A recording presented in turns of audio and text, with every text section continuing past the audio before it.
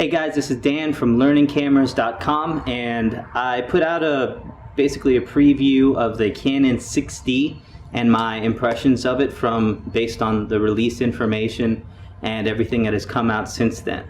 On that, I got a little bit of negative feedback, and most of it was just because they said I was kind of dissing the Canon system in comparison to the Nikon.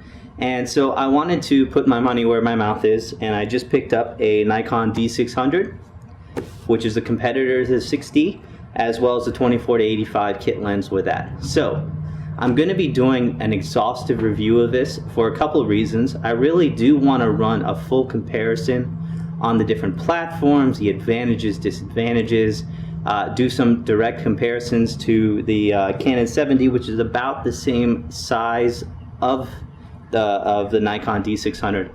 Obviously, I don't have a 6D yet. When it does come out, I'm going to try and do a comparison with that one.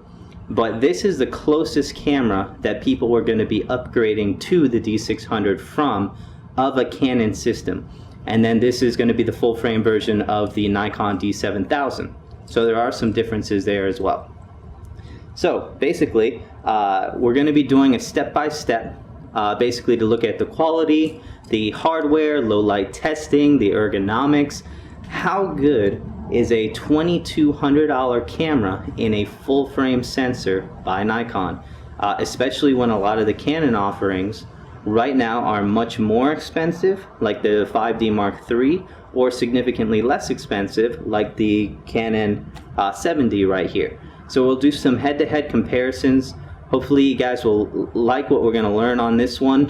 For me, as a mostly Canon shooter, I haven't shot a lot of Nikon, so I'm hoping the perspective is a little bit different, especially from some of the Canon users that have been looking like I did at the specs of a 6D and saying, where is our camera at that price bench?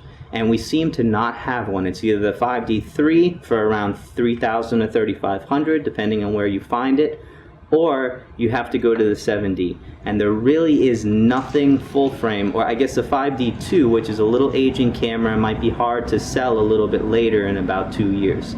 So let's look at these two camera systems and compare the quality and the ergonomics of the two systems.